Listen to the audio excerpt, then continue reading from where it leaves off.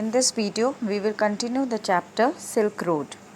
So, Hor was an ugly and miserable place which had no vegetation and just dust and rocks.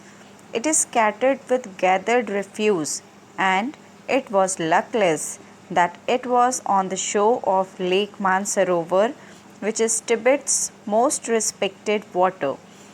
According to ancient Hindu and Buddhist cosmologists, it consists of four Indian rivers, that is, the Indus, the Ganges, the Satluj, and the Brahmaputra. Satluj River flows from this lake, and other three rivers rise near the sides of Mount Kailash. They were in a remarkable distance, and he was eager to build ahead. He waited for Satan while having some tea at Horse Cafe, which was constructed badly from painted concrete and three broken windows, although it had a good view of the lake. The protagonist was served by a Chinese boy who was wearing a military uniform. He spread the grease around his table with a dirty cloth and brought him a glass and a thermos of tea. Satan freed him from his private detention and they started their journey ahead, passing more rocks and rubbish. The protagonist's experience was opposite from what he read on travelers' first encounters of the town. Ekai Kawaguchi was a Japanese monk who arrived in the town in 1900. He was so moved with the purity of the lake that he cried. After a few years, similar effect was on Sven Hedin, a Swedish who didn't have such an emotional outburst. When they resumed their journey from Hor, it was dark at that time.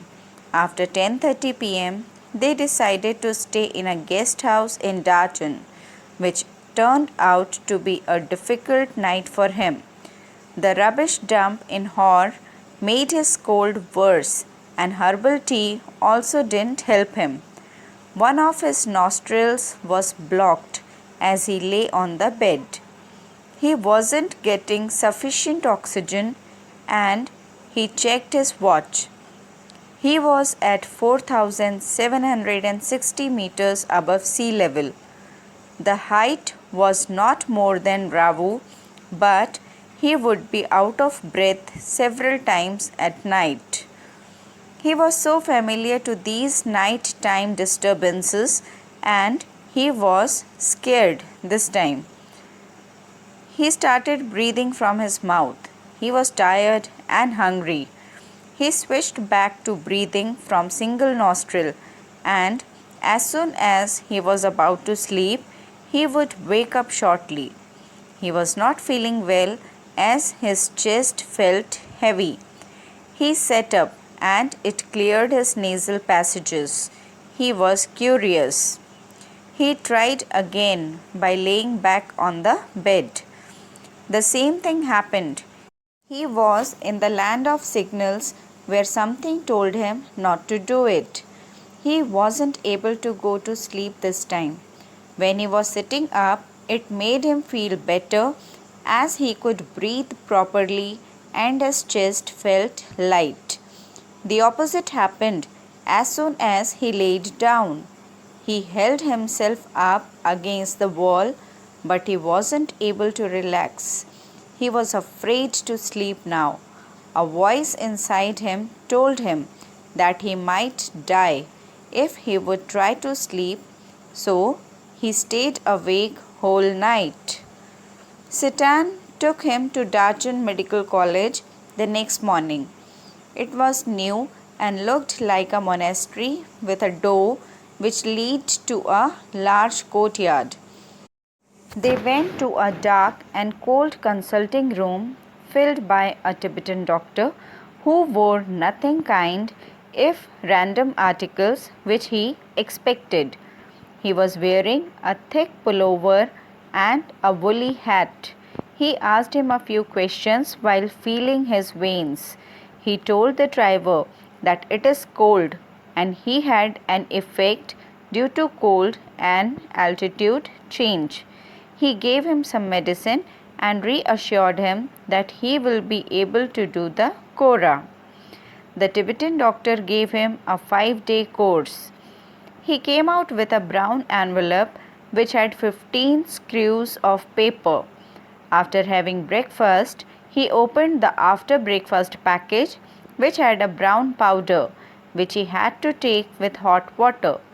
It tasted like cinnamon, and the lunchtime and bedtime packages were nearly the same. They looked like sheep dung. Both had small spherical brown packages. After taking the full day medicine, he slept peacefully that night. Satan left him in Dajan when he came to know that he is going to be fine. He told him as a Buddhist that if he had passed away, it would not matter, but it would be bad for business. Next day, Dajan wasn't looking so bad. It was dusty, partially ruined, and had loads of rubble and refuse everywhere. The brightly shining sun in the blue sky gave him the vision of Himalayas. Garla Mandata. He was able to see a little bit with clouds suspended over it. Dajan had some basic general stores selling Chinese soaps, cigarettes, and strings of prayer flags. Every afternoon, men would gather for a game of pool. They would sit around a shabby table, looking strange in the open air, while women washed their hair in iced water of a small stream which flowed all the way to his guest house. Dajan had no pilgrims, which were a setback for him. He was told that in the peak season of pilgrimage, this town was filled with visitors. Some brought their own accommodation, such as tents, which were set up in the plains. He felt that he had arrived at that place way too early. One day, while he was thinking about his options, while having a glass of tea at Dajan's only cafe, he concluded that there are limited options for him as he made little progress on the self-help program on positive thinking. He was having difficulty in sleeping, which hadn't made it easy for him. He had no option other than to wait until the peak season of pilgrimage. The trail was much frequented by the travelers. He could do Kora alone, but it was a seasonal session because of the route blockage by snow. He had no idea if the snow was cleared, and he was not feeling good about dirty ice that still resided on the bank of Dajan's small streams. He had been facing communication problems since Satan left. No one knew much English to answer his basic question. He met Norbu in a cafe which was small, dark, and vast with long metal stove. The walls and ceilings were twisted in multicolored plastic sheets of different colored stripes. It was made into a firm and big shopping bags which were sold over China and in many other countries of Asia and Europe. Plastic was China's successful export along the Silk Route. That cafe had only one window which he could take so that he could see his notebook clearly, and he would also bring a novel with him to pass time. Norbu once saw his book and asked if he could sit opposite him at his unstable table. He asked him if he is English after he ordered tea. He told him that he was English. The protagonist guessed that he must not be a local as he was wearing a wind cheater and metal rimmed spectacles which were of Western style. Norbu was a Tibetan who worked in Beijing at the Chinese Academy of Social Sciences in the Institute of Ethnic Literature.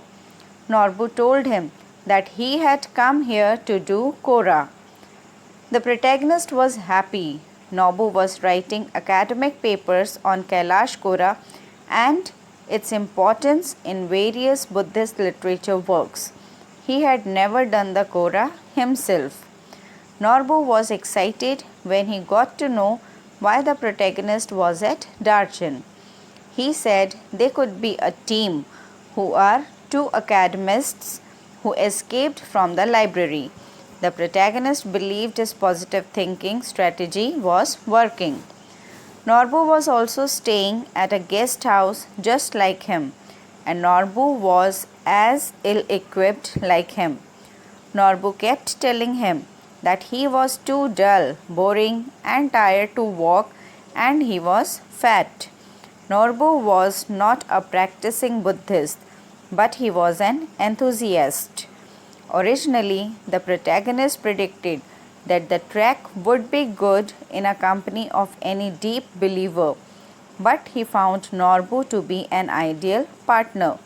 They decided to hire some yaks to carry their luggage, and he had no intention of lying down flat all over the mountain.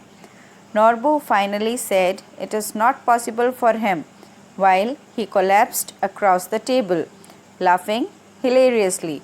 His tummy was also too big. So this is all about Silk Road.